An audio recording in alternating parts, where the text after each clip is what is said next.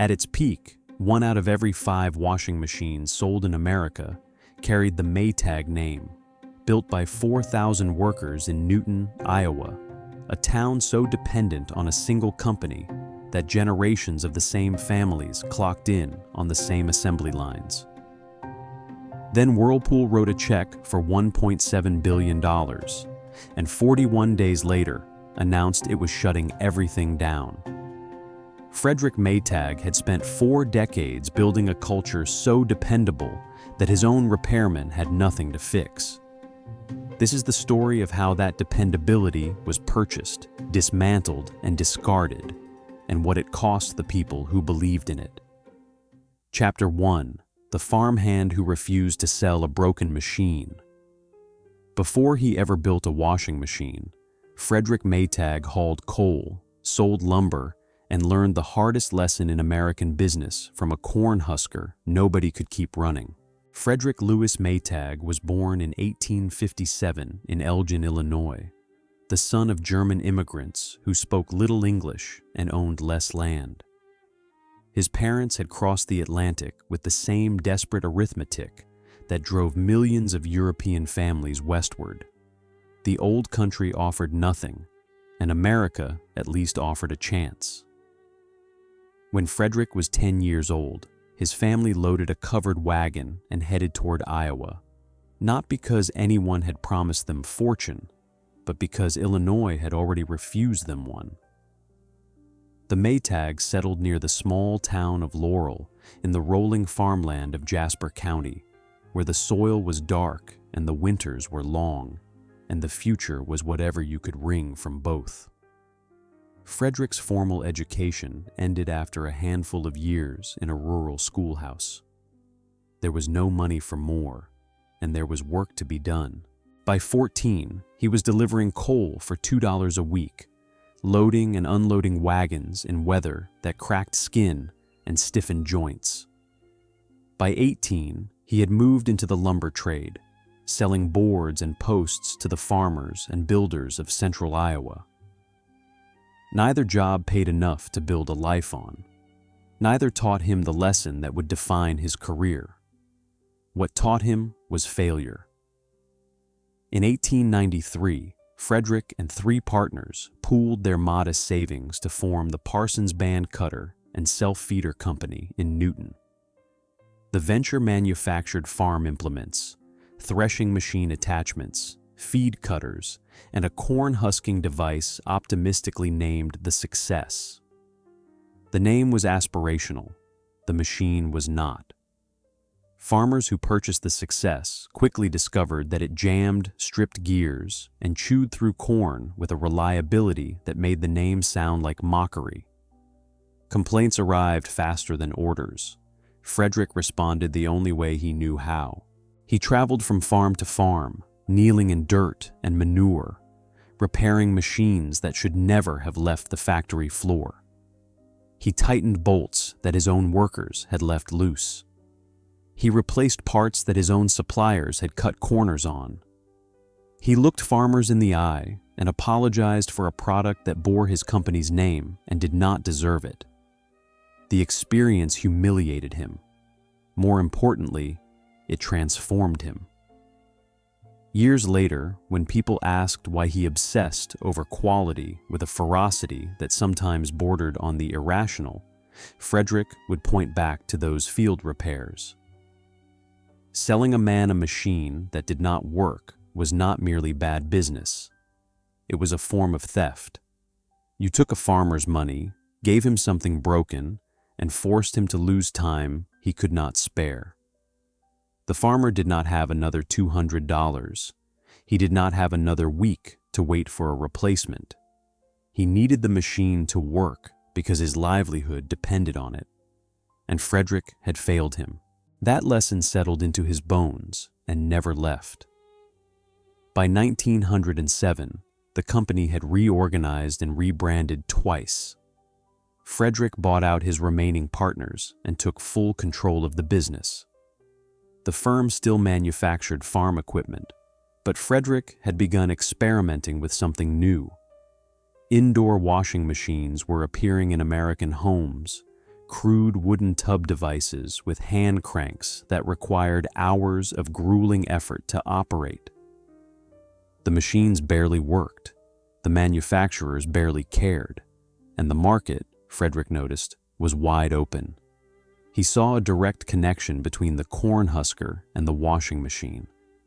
Both were tools sold to working people who could not afford to buy twice. Both demanded reliability above every other feature. And both were being sold across the industry by companies that treated their customers as problems to manage rather than people to serve. Frederick decided his company would be different. The Parsons band cutter became the Maytag Company. He staked his name, literally, on a promise. Anything that carried it would be dependable, not fashionable, not the cheapest option on the shelf. Dependable. It was a vow made by a man who still carried the shame of kneeling in a farmer's field to fix something that should never have broken. That vow would build an empire, sustain a town for nearly a century, and outlive the man who made it. But a vow is only as strong as the people who inherit it. Chapter 2. The Machine That Freed Rural America.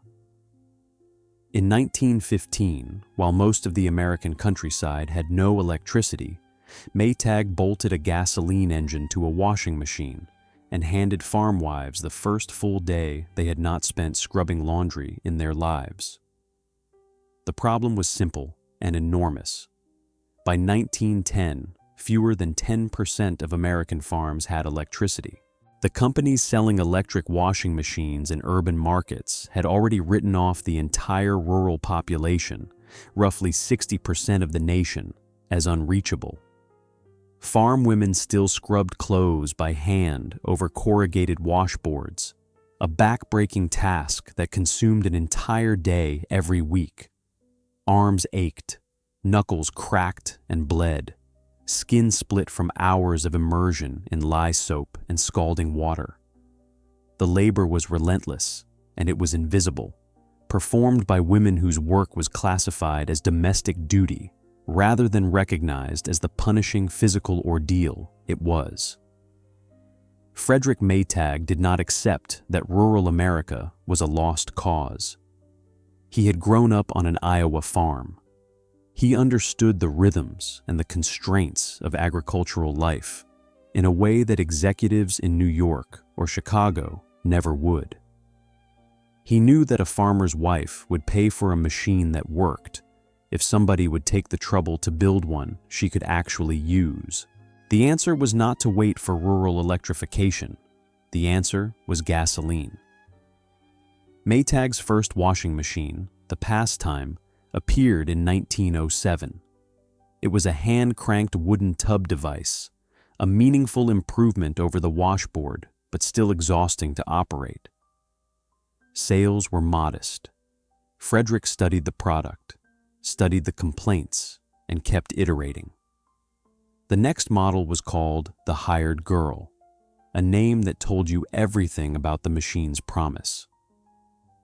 A hired girl was what wealthy families employed to do their laundry. Maytag's machine was offering that same luxury to families who could never afford domestic help. The name was marketing genius. It was also a sincere acknowledgement of the burden the machine was designed to lift. But the real breakthrough arrived in 1915 when Maytag engineers mounted a small, single-cylinder gasoline engine directly to the washer frame. Suddenly, a farm wife in rural Iowa, 20 miles from the nearest power line, could wash a full load of clothes mechanically. No hand cranking, no electricity required. Just a small engine, a gallon of gasoline, a reliable tub, and an afternoon given back. The rural market that every other manufacturer had ignored opened like a dam. Then, in 1922, Maytag engineer Howard Snyder invented the gyrofoam agitator, a cast aluminum vane that pushed water through clothes rather than dragging clothes through water. The mechanism was revolutionary.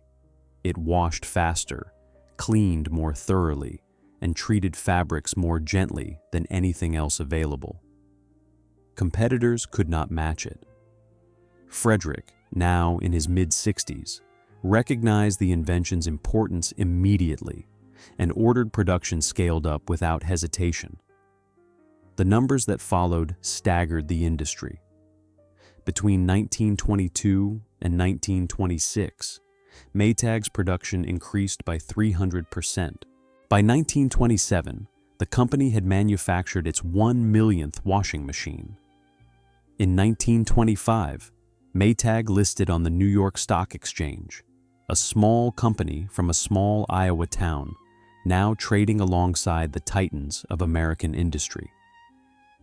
Revenue climbed past $20 million, then 30, then 40. Maytag could not build machines fast enough to meet demand. What competitors missed, and what Frederick never forgot, was that the machine was not just an appliance, it was a liberation device. Every gyrofoam washer sold returned roughly 8 hours per week to the woman who used it. Multiply that across hundreds of thousands of households, and Maytag was redistributing time on a national scale. The farm wives who bought these machines did not write letters to the company about agitator design or water temperature settings. They wrote about having time to read a book, time to sit in a chair without their arms aching, time to play with their children on a Monday afternoon instead of standing over a wash tub until their backs gave out. Frederick understood, perhaps more clearly than any manufacturer of his era, that he was not selling machinery. He was selling dependability to people who had been told they did not matter enough to deserve it.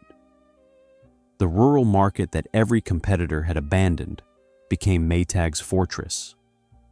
By the mid-1920s, the company commanded more than 20% of the entire American washing machine market. 1 in every 5 washers sold carried Frederick's name. No competitor came close. And the man behind it was about to make a decision that would bind his company and his community together for the better part of a century. Chapter 3. One Dependability Square.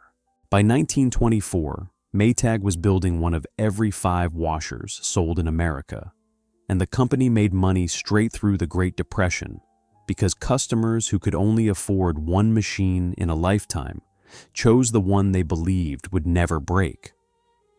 Frederick Maytag did something unusual with his fortune. He spent it on Newton. As production scaled and profits grew through the 1920s, Frederick poured money back into the community that housed his workers.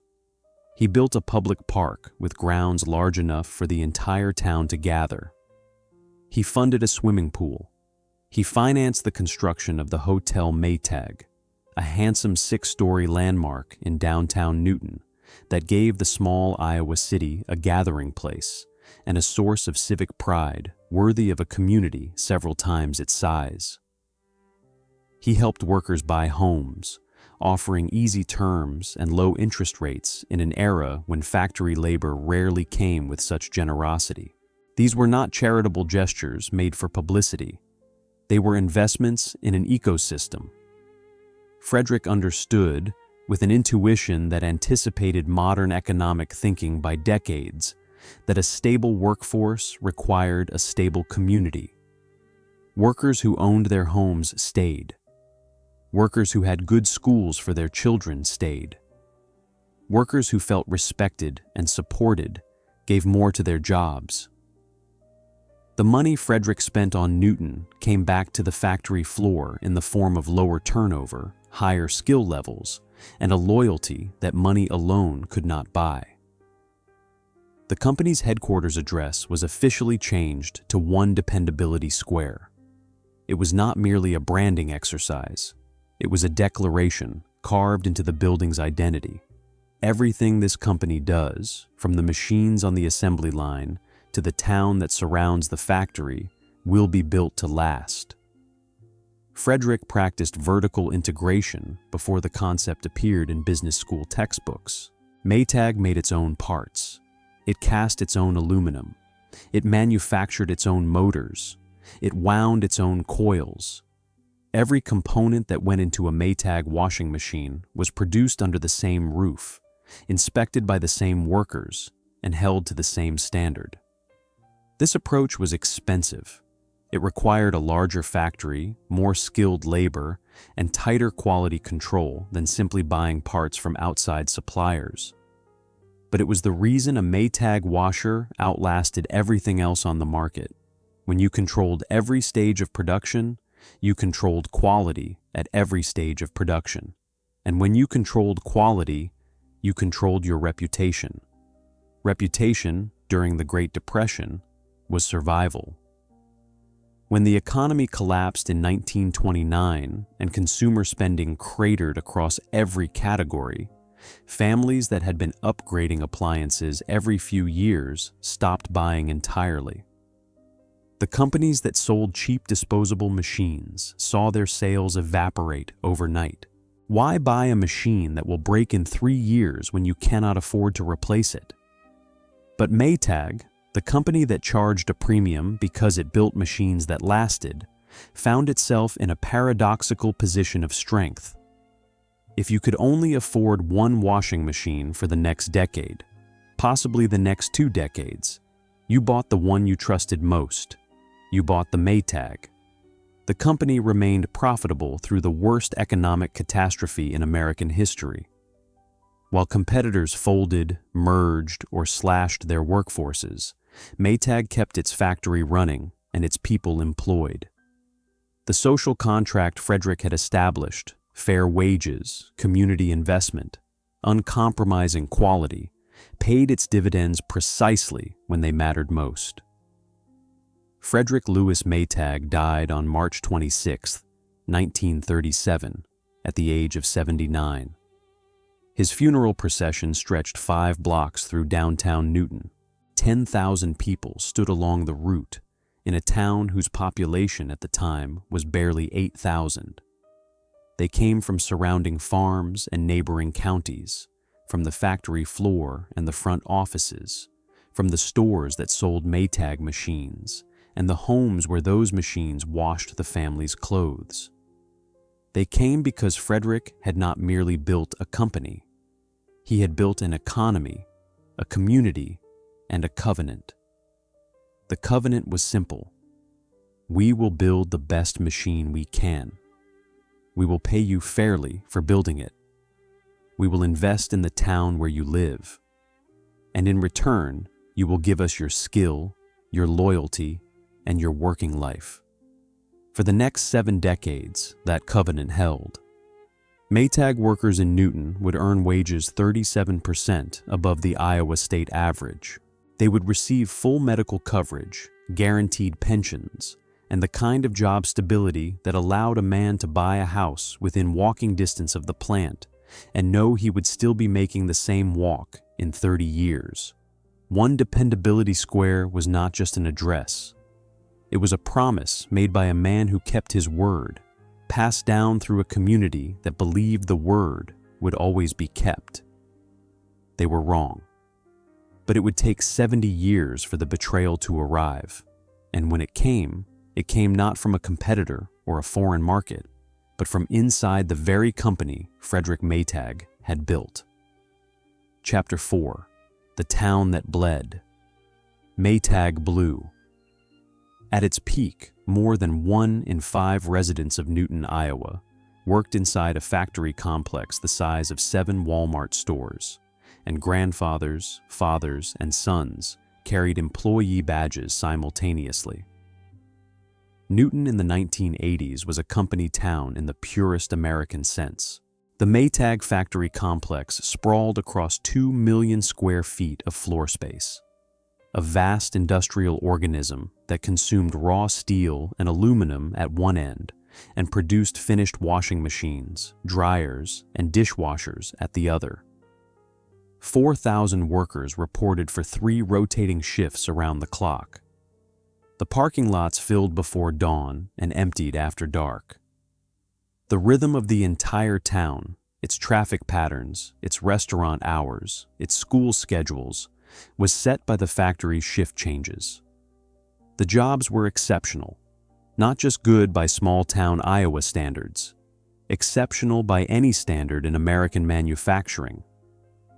A line worker at Maytag earned roughly $40,000 a year in an era when the median household income across the state of Iowa hovered near $28,000. That wage differential, roughly 37% above the state average, was not an accident.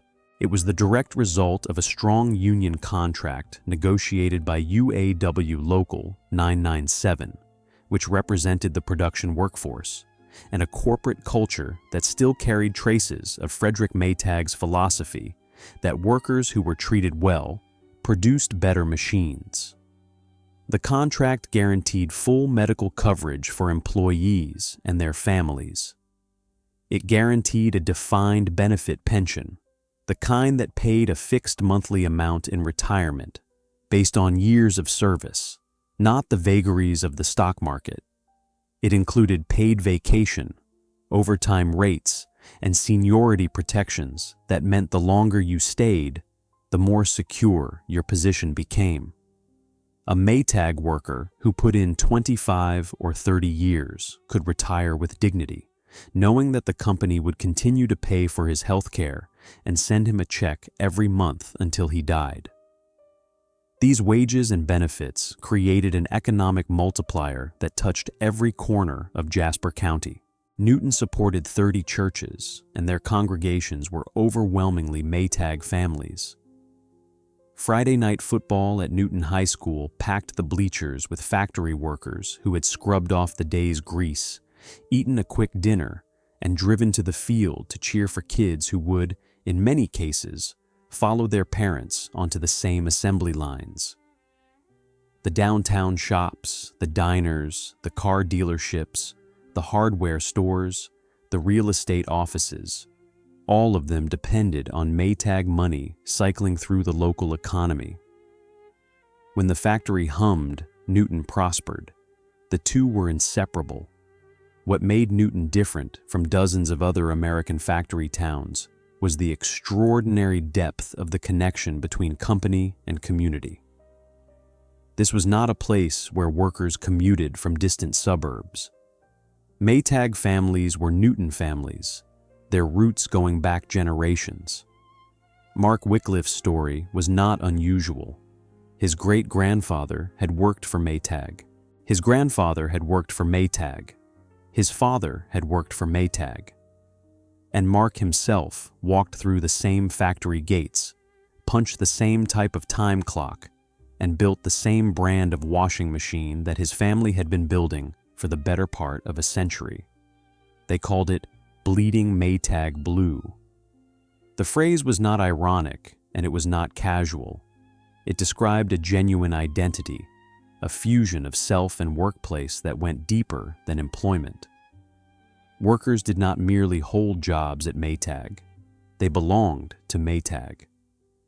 The factory was where you met your wife at the company picnic, where your teenager got a summer job, where your retirement party would be held in the break room with a sheet cake and a handshake from the plant manager. Your neighbors worked your same shift. Your kids went to school together. Your families sat in the same church pews on Sunday morning. The company was the town. The town was the company. At full capacity, the Newton complex was an industrial marvel of coordination and scale. Raw materials arrived by rail car and flatbed truck. Stamping presses, some of them weighing dozens of tons, shaped sheet steel into washer panels with thunderous precision. Paint lines coated the panels in the signature Maytag white. Motors, transmissions, pumps, and agitators, all manufactured in-house according to Frederick's original vertical integration model, were assembled onto frames by workers whose hands had performed the same motions thousands of times. Finished machines were tested, inspected, boxed, loaded onto outbound trucks, and shipped to dealers in every state in the Union. Daily output was measured in the thousands of completed units. Annual revenue by the mid-1990s exceeded $3 billion. The scale created a gravitational pull that held the town in orbit. Newton's population held steady at roughly 15,000, not because new residents were flooding in, but because almost nobody was leaving. Why would you leave? The wages were well above average. The benefits were among the best in manufacturing. The cost of living in central Iowa was modest. You could buy a comfortable 3-bedroom home for $60,000 and walk to a job that would pay for it comfortably. The factory complex was Newton's largest employer, its largest single taxpayer, its largest source of civic identity and collective pride. The social architecture of the town reflected the factory's permanence. Young men out of high school applied for Maytag jobs with the confidence of someone entering a family business, because in many cases, that is exactly what it was. Fathers brought their sons to the employment office. Mothers who had worked the line told their daughters what to expect on the first shift. The factory did not merely employ Newton's population, it organized it. It gave it structure, purpose, rhythm, and a shared story that every resident could tell in the same words. We build the best washing machines in America, and we have for 100 years. That fusion was both Newton's greatest strength and its most fatal vulnerability.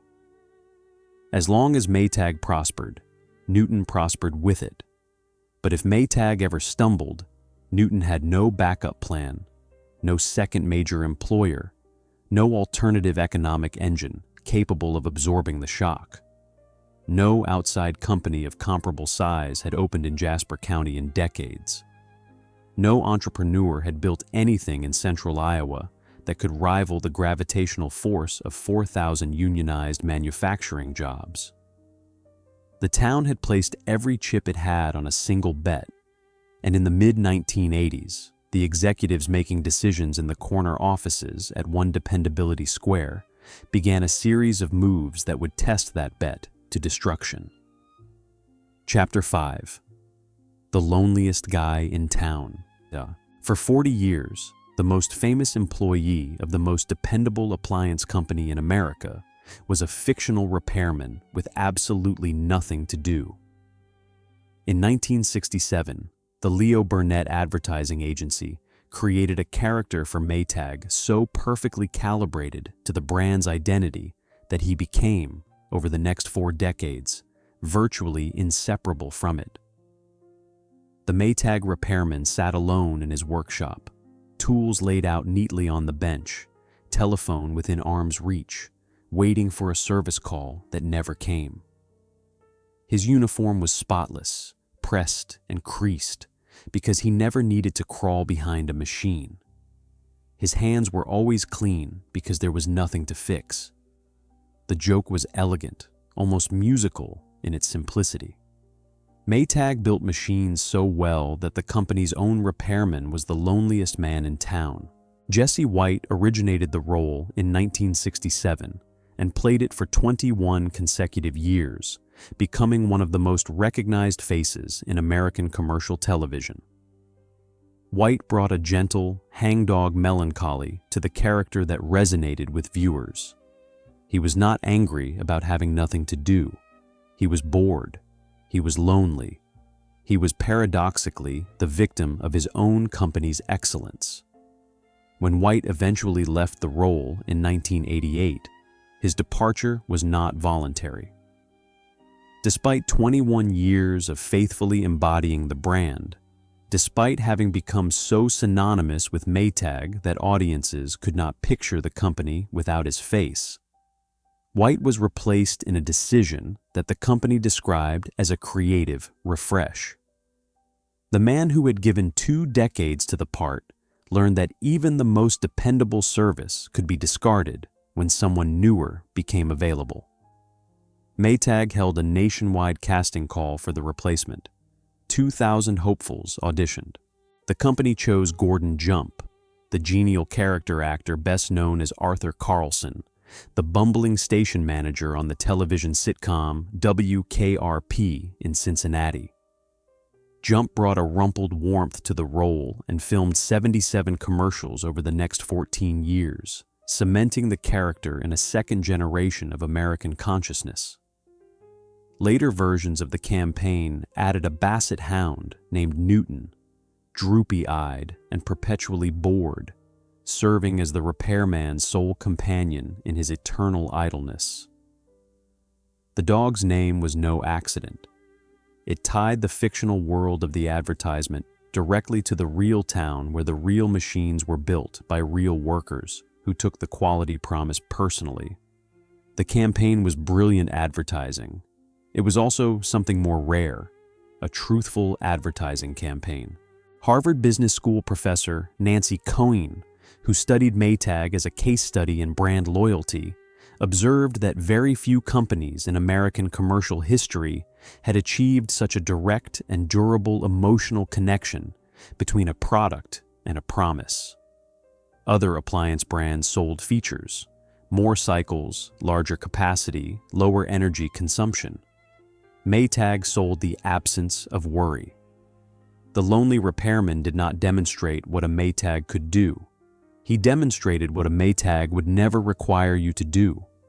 No service calls, no Saturday mornings waiting for a technician, no unexpected repair bills.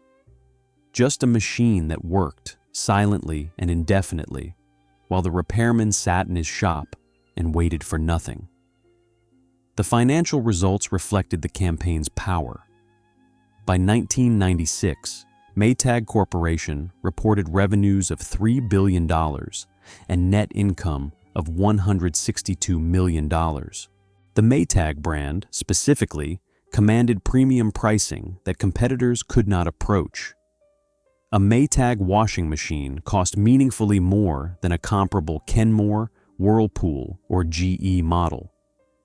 Consumers paid the premium willingly, even eagerly, because they associated the name with machines that would not break down.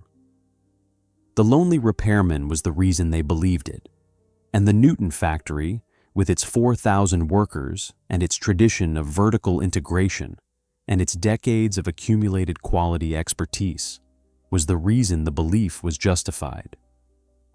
Market share remained formidable throughout this era. Maytag held a firm position among the top 3 appliance brands in America, trading market share points with General Electric and Whirlpool in a domestic market worth tens of billions of dollars annually. Profit margins on Maytag branded products consistently exceeded industry averages because the company could charge more for what was, in functional terms, the same category of product. A washing machine is a washing machine, but a Maytag washing machine was a promise. And promises, when backed by a century of evidence, command a premium that no amount of competitive engineering can erode. The premium was measurable. Industry data from the mid-1990s showed that Maytag branded appliances commanded price points roughly 15 to 20% higher than functionally comparable models from competitors. Consumers did not need engineering studies to justify the markup. They had the lonely repairman. They had their mother's Maytag that ran for 20 years without a service call.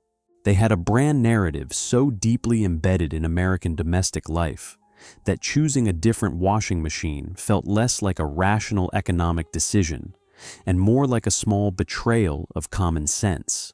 Why would you buy the machine that needed fixing when you could buy the one that did not? Inside Newton, the lonely repairman was a source of deep civic pride. The man on television, bored senseless because the product was too good to need him, was a reflection of the craftsmanship practiced daily on the factory floor.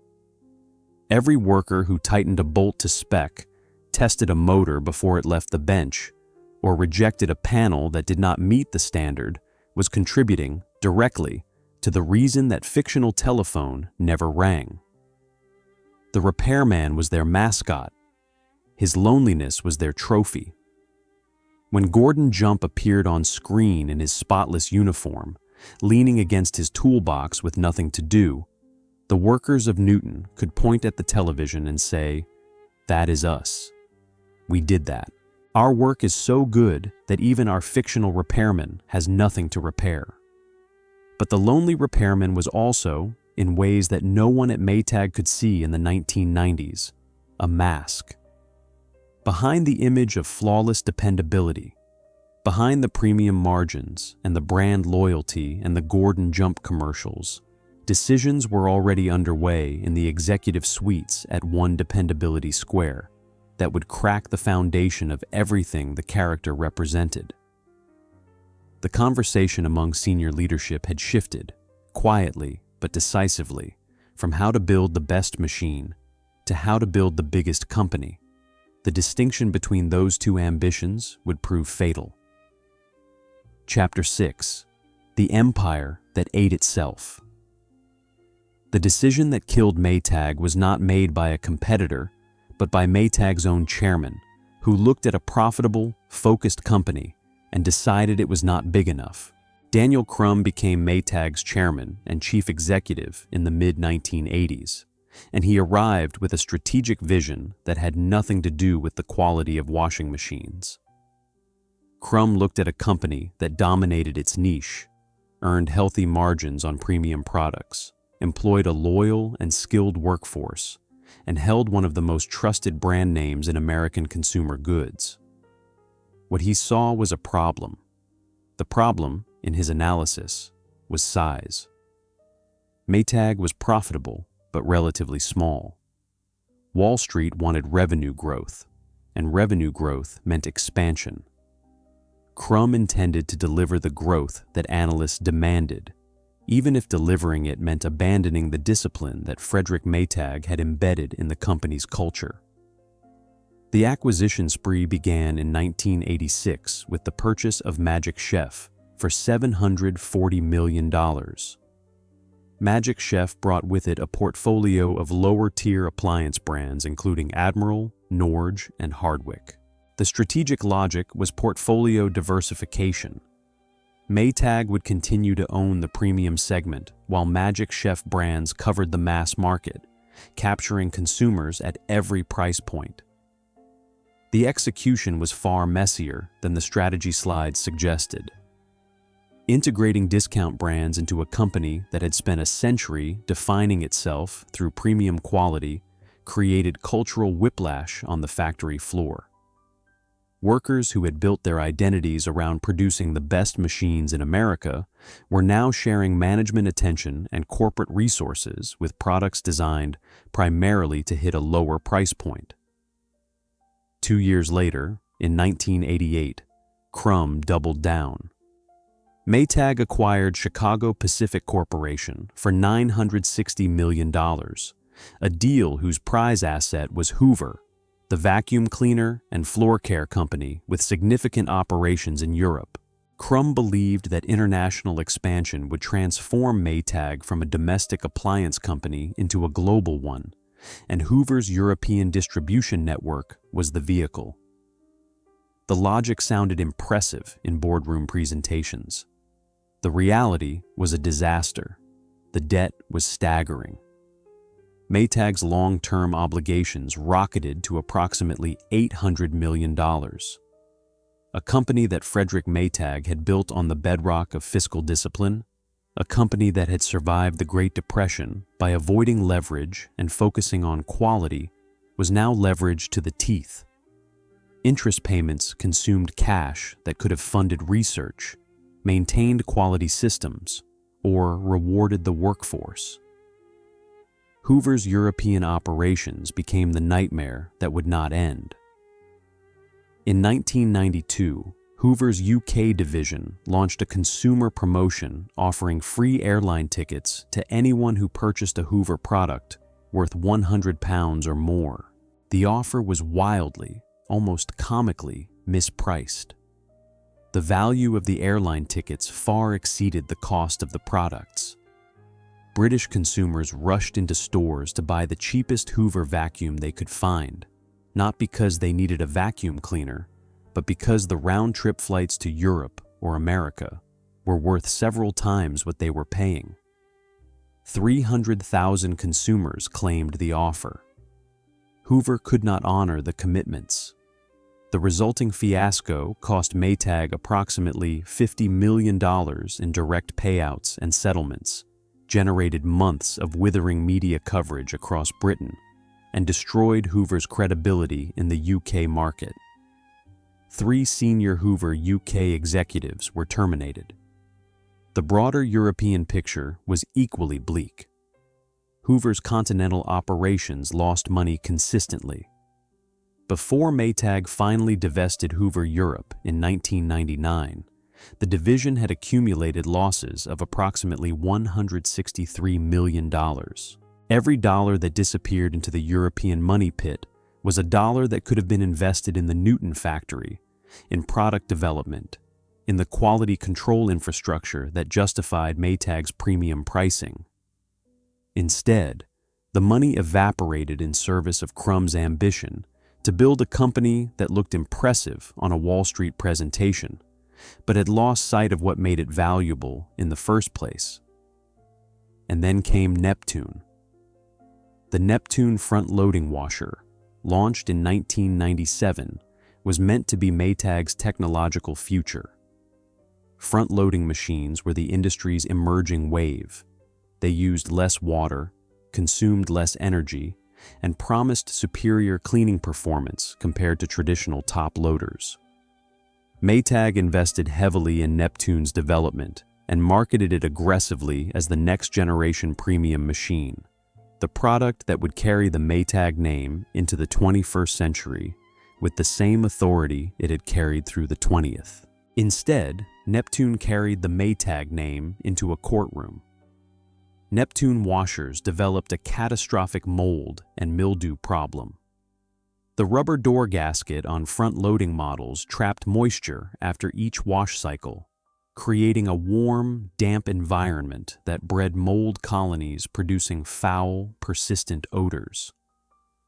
Consumers who had paid premium prices for what they believed was the best washing machine available opened their laundry room doors to a stench that would not go away, regardless of cleaning or maintenance. Worse, certain Neptune models posed a fire risk due to electrical component failures. The Internet, still relatively new as a platform for consumer grievance, gave outraged customers a megaphone. Online forums filled with complaints, consumer advocacy sites documented the failures. Maytag owners, the most loyal appliance customers in America, coined a nickname for the machine they had trusted, the Stink-O-Matic. The name spread, it stuck, and it did more damage to the Maytag brand than 100 competitor advertisements could have achieved. Roughly 2 million consumers were affected. The class action lawsuits that followed resulted in settlements totaling $33.5 million. But the financial cost was secondary to the reputational catastrophe. The lonely repairman suddenly had plenty to repair, and the irony was acid. The company that had built its entire commercial identity on machines that never broke had produced a machine that failed in the most viscerally revolting way imaginable. The damage reached the core of the brand. Trust, once shattered, does not reassemble itself on a quarterly earnings schedule. Consumers who had paid a premium and received a machine that filled their homes with the smell of mold were not going to trust the next Maytag they encountered in a showroom. The foundation of premium pricing, the willingness of customers to pay more because they believed more, had been fractured. By the early 2000s, Maytag was a company devouring its own legacy. The acquisitions had loaded it with debt. The international ventures had drained its resources. The Neptune debacle had cracked its most valuable asset, the belief that Maytag meant dependable. On the factory floor in Newton, workers who had spent their lives building machines they were proud of watched the management churn, the quality conversation shift from doing it right to doing it faster, and the unmistakable signs that the company Frederick Maytag built was now preparing itself to be sold. Chapter 7. 3 Bids and a Golden Parachute. In the summer of 2005, 3 different buyers offered to purchase what was left of Maytag, and the one that promised to destroy the most jobs won. By 2005, Maytag Corporation was a wounded company hemorrhaging market share and shopping itself for a buyer. Revenue had declined. The brands acquired during the Crumb era had failed to compensate for the damage done to the core Maytag name. The Neptune debacle had eroded consumer confidence. The balance sheet still carried the scars of the acquisition debt. The board of directors, facing a stock price that had lost more than half its value over the preceding decade, concluded that the company could not survive independently and authorized the exploration of a sale. Ralph Hake was the chief executive who would preside over the end. Hake had joined Maytag's board of directors in 2001 and assumed the role of CEO in 2004. His tenure was distinguished not by any meaningful turnaround in the company's fortunes, but by the continued erosion of virtually every metric that mattered.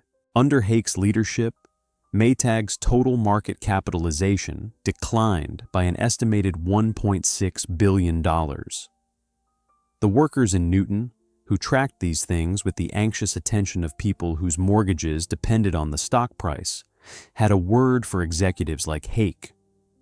They called them tourists. Men who arrived at one dependability square, collected their compensation packages, and departed before the full consequences of their decisions became visible. 3 bidders emerged during the summer of 2005.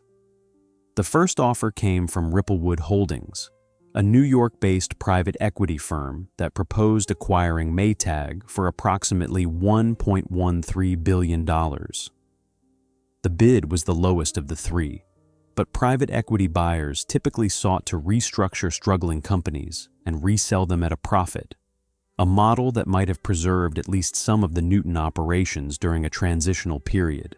Ripplewood's interest was financial, not strategic. It did not need to eliminate Maytag's factories to justify the purchase. It needed to make them profitable enough to sell again at a gain. The second offer came from Haier Group, the Chinese appliance manufacturer, at approximately $1.28 billion. Haier's strategic interest was transparent. It wanted the Maytag brand as a vehicle for entering the American consumer market with a name that American shoppers already trusted. A Chinese company trying to establish credibility with American consumers had strong incentives to maintain American manufacturing operations. American workers building machines in an American factory would serve as proof that the brand's quality had not been compromised by foreign ownership. Newton, under a Haier acquisition, might have survived. The workers understood this. Some of them said so publicly, a remarkable statement from a union workforce in the American heartland, telling reporters they would rather work for a Chinese company than lose their jobs to a domestic competitor. The third and final offer came from Whirlpool Corporation, the largest appliance manufacturer in the world and Maytag's most direct domestic competitor. Whirlpool offered approximately $1.62 billion in a combination of stock and cash, plus the assumption of roughly $977 million in Maytag debt. The total enterprise value approached $2.6 billion. It was, by a wide margin, the richest offer on the table. The math was simple. Whirlpool offered the most money. But the math concealed a reality that the Maytag board either failed to consider or chose to ignore. Whirlpool did not need Maytag's manufacturing capacity. Whirlpool already operated its own factories across the United States and internationally. What Whirlpool wanted was the Maytag brand portfolio. the familiar names it could print on Whirlpool-designed products, and the elimination of its most prominent domestic competitor. Purchasing Maytag was not an investment in Maytag's future. It was the purchase of a competitor's destruction, dressed in the language of shareholder value. The board voted unanimously to accept the Whirlpool offer. The decision maximized the per-share price for stockholders. It also maximized the destruction that would follow. Ralph Hake's compensation structure ensured he would profit handsomely from the sale he had facilitated. His golden parachute, a change of control provision built into his employment contract, was estimated at between $9.4 million and $12 million. The CEO, who had presided over the loss of $1.6 billion in shareholder value, was positioned to receive more money for leaving the company than most Newton factory workers would earn across the entirety of their working lives. He also sold his personal residence in Newton before the deal closed, a detail that workers found revealing. Hake understood what was coming for Newton. He was already on his way out the door. The board members fared similarly well. Their severance arrangements, structured over the preceding years, guaranteed them substantial compensation upon a change of control, with some eligible for up to 5 years of payments. Executive compensation analysts cited the Maytag board as a textbook case of misaligned incentives, where the people making the most consequential decisions about the company's future had personal financial interests that diverged entirely from the interests of the workforce. One prominent compensation blog called Hake the poster child for broken CEO pay in America.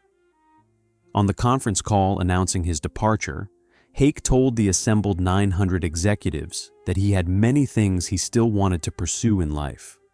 He did not specify what those things were. He did not mention the town of Newton. He did not mention the workers, the retirees, or the families whose futures had just been sold to the highest bidder. 900 people listened to a man worth $12 million explain that he was moving on. Most of them would be out of work within 18 months. The deal closed on March 31st, 2006. The Federal Trade Commission reviewed the merger for antitrust concerns and ultimately cleared it, despite the fact that combining the two largest American appliance manufacturers would give Whirlpool control of roughly half the domestic laundry and dishwasher markets. Critics of the approval argued that the FTC had prioritized the theoretical benefits of consolidation over the practical reality that Newton and communities like it would bear the entire cost. But the regulatory apparatus was not designed to weigh factory closures against market efficiency.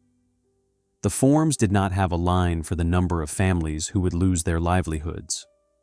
Whirlpool now owned Maytag. 41 days remained. Chapter 8. 41 Days. Whirlpool closed the deal on March 31st, 2006, and 41 days later announced it was gutting Newton. 41 days. That was all the time that elapsed between the completion of the acquisition and the revelation that everyone in Newton had quietly feared, but no one in the boardroom had admitted. On May 10, 2006, Whirlpool issued the announcement. The Newton headquarters would close. The Newton manufacturing plant would close. The Newton Research and Development Center would close. Approximately 1,000 factory production jobs and 800 headquarters and support positions in Newton would be eliminated. Across all former Maytag sites nationally, roughly 4,500 jobs would be cut. The announcement arrived in Newton with the force of a natural disaster, except that natural disasters are not chosen by committees in distant cities. Whirlpool projected approximately $400 million in annual cost savings from the integration of Maytag's operations. Those savings had a single source: the elimination of the people and facilities that built Maytag products. Production of Maytag-branded appliances would shift to Whirlpool's existing factory in Clyde, Ohio, which operated without a union contract, and to manufacturing plants in Mexico, where labor costs were a small fraction of what Newton workers earned under the UAW Local 997 agreement. A Newton production worker earning $40,000 a year with full pension and medical benefits would be replaced by a combination of non-union American labor and Mexican manufacturing workers earning substantially less under dramatically different working conditions. The arithmetic was not complicated, it was brutal. Every dollar saved in labor costs went directly to the bottom line, and from the bottom line to Whirlpool's shareholders. The industrial logic was pitiless and transparent. Whirlpool had not purchased Maytag in order to operate two parallel sets of factories producing competing products. It had purchased Maytag in order to consolidate operations under a single manufacturing infrastructure, keep the brand names, and discard everything else. The Maytag name would survive. The Maytag factory, the Maytag workforce, the Maytag community, all of it was redundant. And in the language of corporate consolidation, redundancy has only one cure. In Newton, the news arrived in waves. First came the corporate announcement itself, clinical and careful, delivered in the antiseptic vocabulary of synergies, operational efficiencies, and strategic realignment. Then came the local television coverage, cameras at the factory gates capturing the faces of workers who had just learned that their livelihoods had an expiration date. Then came the slower, heavier realization that settled into living rooms and kitchens and front porches across the town. This was not a restructuring. This was not a temporary reduction in force. This was an ending. Workers who had given Maytag 10, 15, 20 years of their working lives received notification that their positions were being eliminated on a schedule determined by seniority. The most senior workers would be the last to leave, continuing to build machines on lines that were already marked for closure. They would train the systems and document the processes that would be transferred to other facilities. They were being asked to build the bridge that the company would walk across on its way out of Newton. For families with two Maytag incomes, the announcement was doubly devastating. Husbands and wives who both worked at the plant faced the simultaneous loss of both paychecks, both benefit packages, both pension accumulations. In a town where Maytag wages had supported the housing market for decades, mortgage payments that had been comfortable on factory salaries became threatening without them. And selling your house in a town where the largest employer had just announced its departure was not a viable escape route. Who would buy? The real estate market in Newton did not merely cool after the announcement. It froze. Homes that had been worth $60,000 or $70,000 on the strength of Maytag employment became nearly impossible to sell at any price. The ripple effects radiated outward through every layer of Newton's economy. The restaurants where factory workers ate lunch saw their customer base shrink. The auto repair shops that maintained workers' cars lost business. The retail stores that sold to Maytag families watched foot traffic decline. Newton's property tax base, which depended heavily on the assessed value of the Maytag complex, confronted an impending crater that would reduce the city's ability to fund its own schools, roads, and services. The Maytag headquarters complex, assessed at $12 million on the county tax rolls, would eventually sell for $1.5 million, a collapse in value that alone represented a devastating blow to the municipal budget. In corporate offices far from Newton, the arithmetic was celebrated. Whirlpool's stock price responded positively to the cost savings projections. Wall Street analysts noted approvingly that the merger was proceeding on schedule and under budget. By every metric that financial markets measured, The acquisition was a success. The broader forces that made Newton's destruction possible were not unique to Maytag. China's entry into the World Trade Organization in 2001 had opened the floodgates of low-cost import competition, squeezing margins across the American appliance industry and creating relentless pressure to reduce manufacturing costs. NAFTA, ratified nearly a decade earlier, had made it frictionless to shift production to Mexican factories, where labor costs were a fraction of what American workers earned. The combination of global trade liberalization and domestic consolidation created an environment in which a factory like Newton's was not merely vulnerable. It was, in the cold logic of international capital flows, already obsolete.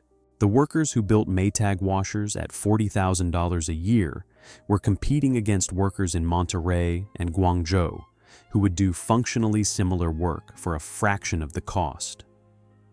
The quality difference, the century of accumulated expertise, the social infrastructure of a loyal and skilled workforce, none of it appeared on the spreadsheets that drove consolidation decisions. The metrics that financial markets did not measure included Jim Shuta's 13 years of accumulated seniority, Mark Wycliffe's 4-generation family legacy, the present value of a pension earned through decades of demanding physical labor, and the incalculable cost of informing 4,000 families that their futures had been exchanged for $400 million in projected annual savings. Whirlpool CEO Jeff Fettig told investors the combined company would become the undisputed global leader in home appliances. He did not travel to Newton to explain what global leadership would cost the people on the ground. The factory had roughly 18 months left. Chapter 9: The Last Washing Machine. On October 25, 2007, 550 workers built the final Maytag washers and dryers to roll off the Newton assembly lines, then signed their names on the last machine and hung their boots on the fence. The last day of Maytag manufacturing in Newton was a funeral conducted under fluorescent lights, in a building that smelled of machine oil and finality. 550 workers reported for what they knew would be their final shift in a factory that had once employed 4,000.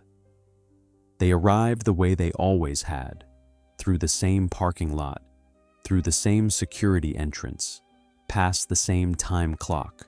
They put on the same work gloves, stood at the same stations, and built washing machines and dryers with the same precision they had always applied, because the habit of doing the work right was more durable than the institution that had demanded it. Even on the last day, the work mattered. Even when the work no longer had a future, the workers honored it.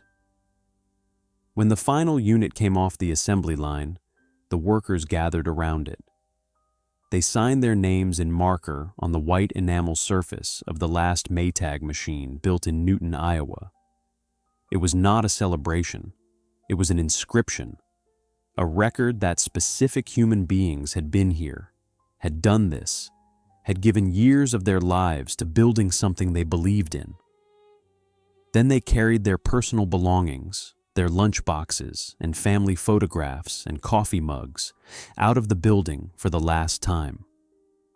Outside the factory gates, a spontaneous memorial took shape. Workers unlaced their steel-toed boots, worn smooth and creased by years of standing on concrete floors, and hung them on the chain-link fence. Pair after pair, the boots accumulated along the wire, dangling by their laces like heavy ornaments on a monument nobody had planned. The gesture was not coordinated. It was instinctive. The boots said what the workers could not articulate in the moment. We were here. Our labor was real. It mattered. Remember us. Jim Shuta remained on the payroll during the final wind-down phase, assigned to maintenance and security in the emptying complex. His job in those last weeks was to keep the lights on and the doors locked in a building that no longer needed either. He walked through 2 million square feet of silence, where there had once been the roar of stamping presses, the rhythmic clatter of assembly conveyors, the shouted communications of workers coordinating over the noise of heavy machinery. 2 million square feet of concrete and steel, and nothing.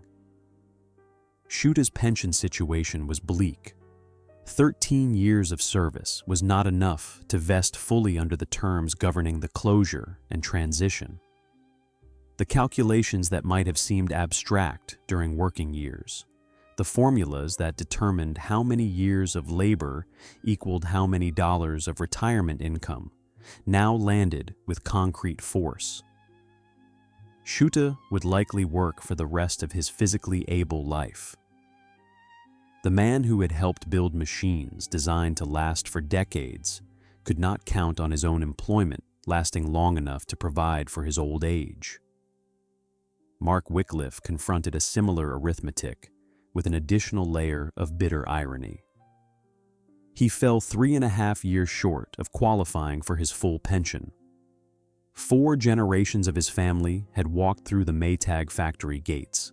His great-grandfather, his grandfather, his father, and Mark himself had given their working lives to a single company in a single town. And the last generation in the line missed the pension finish line by less than 4 years because the company that his family had served for the better part of a century decided that Newton was no longer worth operating. But the cruelest blow arrived after the factory had already gone silent. Whirlpool, now the sole owner of the Maytag brand and all its legal obligations, filed suit against Maytag's retired workers. The company sought to terminate or dramatically reduce the retiree health benefits that had been promised during decades of collective bargaining. The affected class encompassed approximately 3,000 retired Maytag workers and their dependents, men and women who had spent their careers on the factory floor and accepted specific wage concessions during union negotiations in explicit exchange for guaranteed post-retirement medical coverage.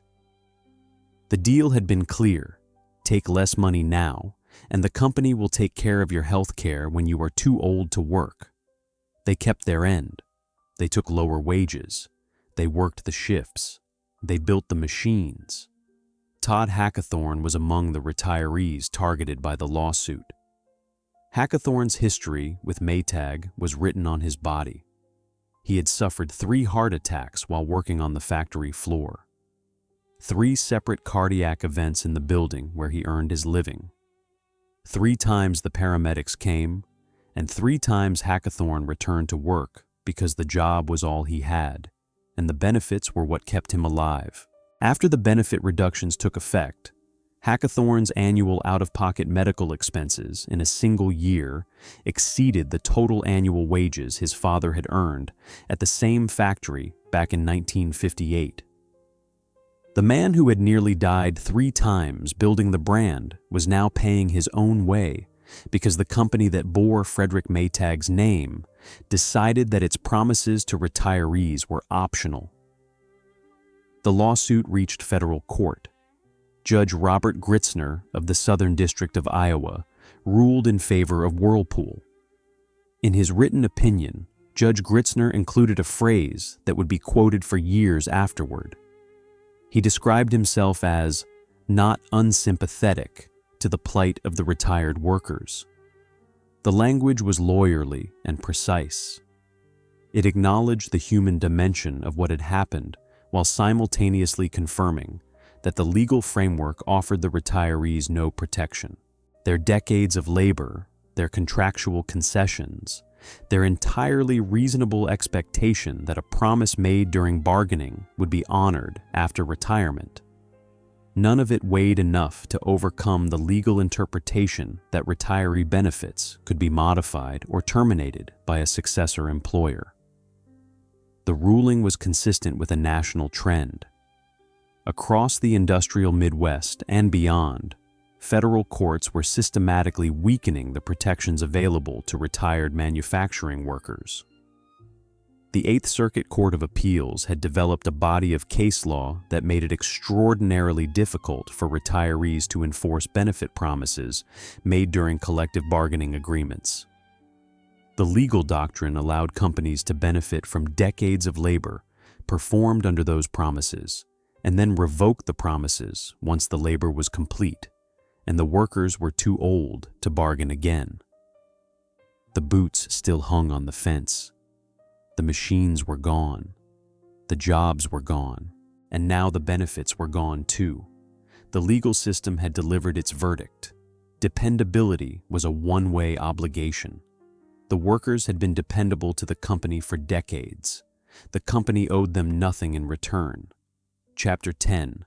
The Most Broken City in America. 3 years after Maytag left, CBS sent a camera crew to Newton and gave the town a label it has spent a decade trying to scrub off. In 2009, 60 Minutes correspondent Scott Pelley walked the vacant Maytag factory complex with Newton's mayor, Chaz Allen. The cameras panned across empty buildings, deserted parking lots, and silent assembly bays where thousands of machines had once been built every day. The segment aired nationally, and its implied message was unmistakable. This is what happens when a single employer abandons a company town. Newton became, in the American imagination, the cautionary tale of industrial dependence, the poster child for what was already being called the hollowing out of the heartland. The numbers confirmed what the cameras showed. Unemployment in Newton climbed to 9.9%. Jasper County led all 99 of Iowa's counties in joblessness, a distinction that would have been unthinkable when Maytag's assembly lines were running at full capacity. Manufacturing wages, which had once run 37% above the state average, thanks to the UAW contract and the Maytag premium, collapsed to roughly 20% below. A town that had been among the best-paid manufacturing communities in Iowa became one of its poorest. The 2008 recession, arriving just months after the factory's final closure, compounded the devastation precisely when recovery was most needed. The reversal was not gradual. It was a cliff.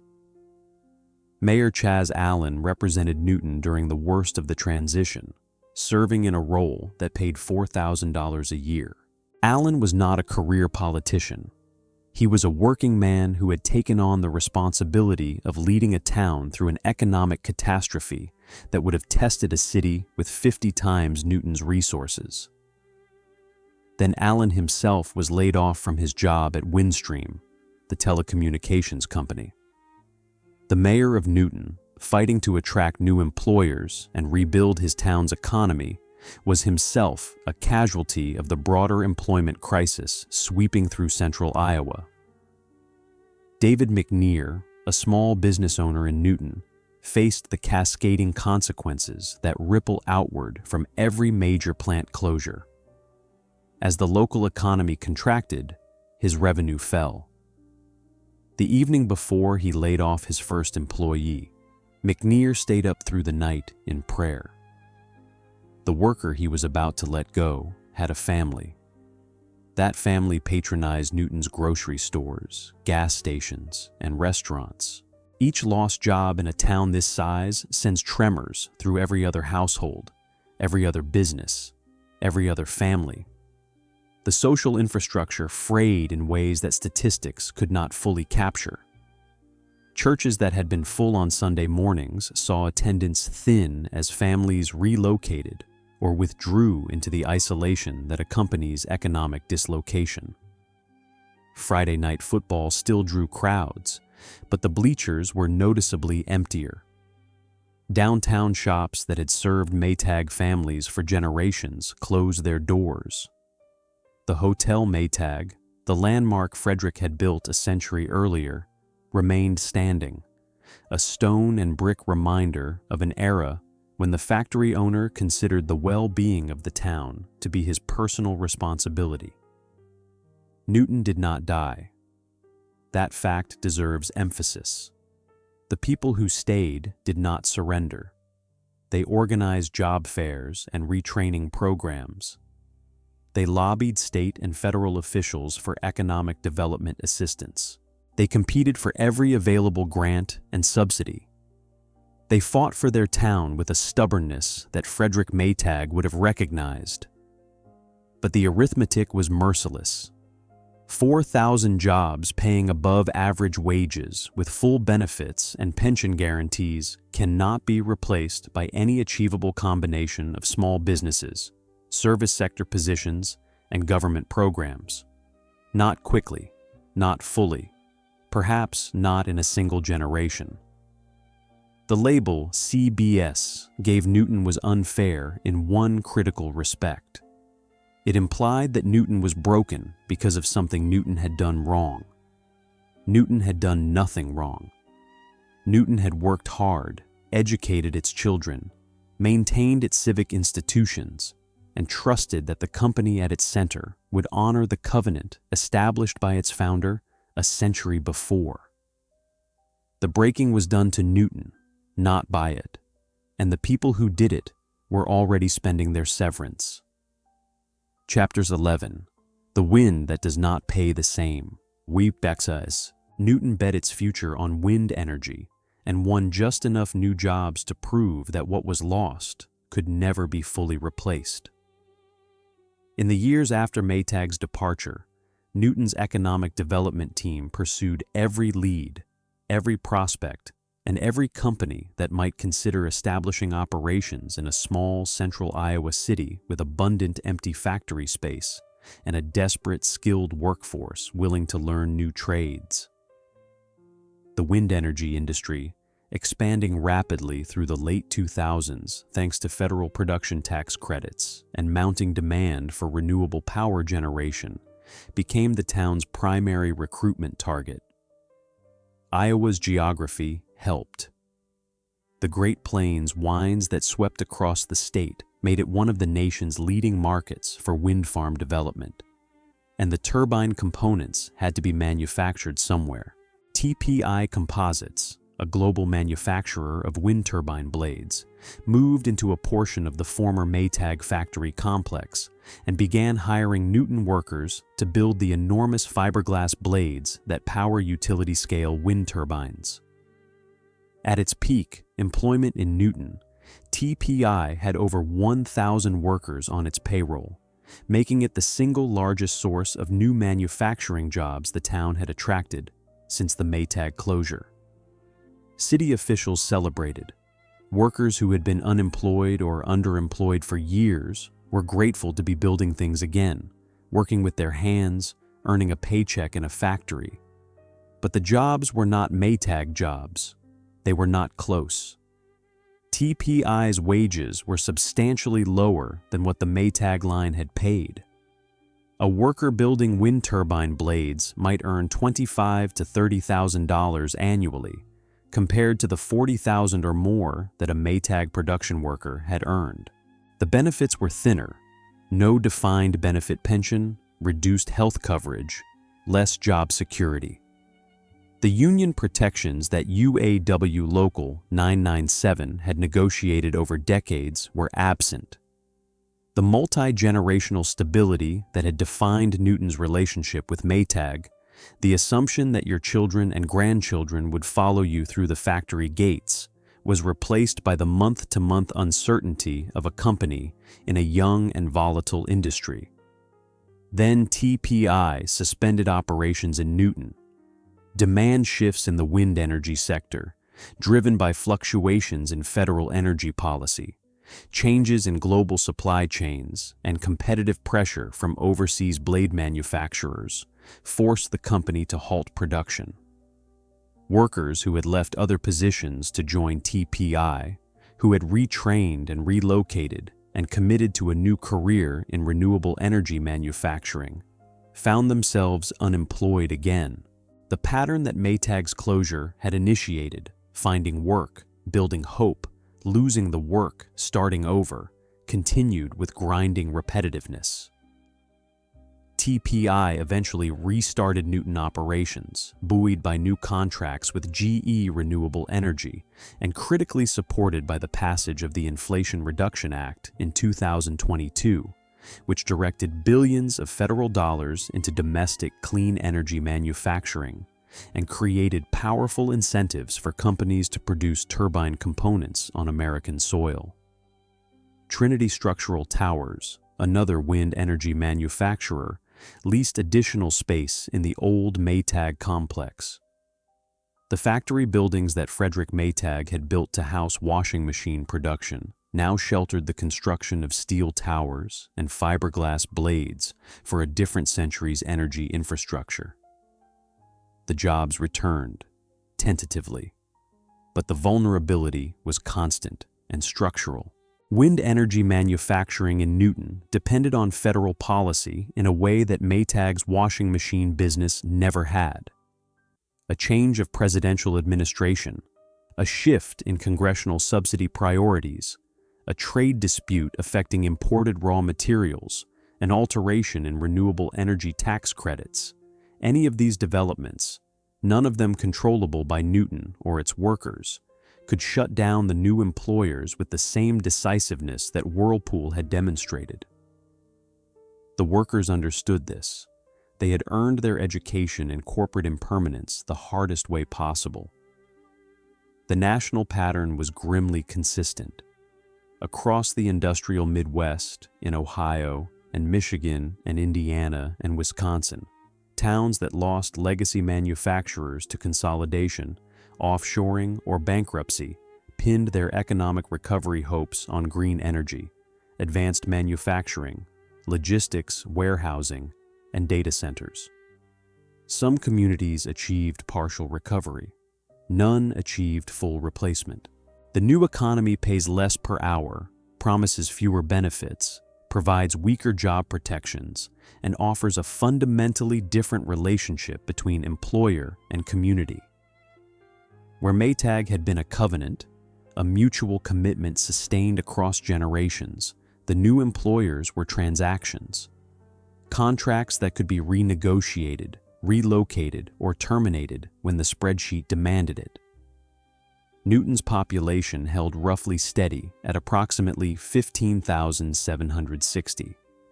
People stayed. They planted gardens, coached Little League teams, attended church, and rebuilt their lives with whatever materials were available. But the standard of living was measurably, quantifiably lower. The wind turbines spinning in the fields outside town generated clean electricity for the national grid. They did not generate the wages, the pensions, the health coverage, or the deep communal loyalty that Frederick Maytag had built into the fabric of Newton a century before.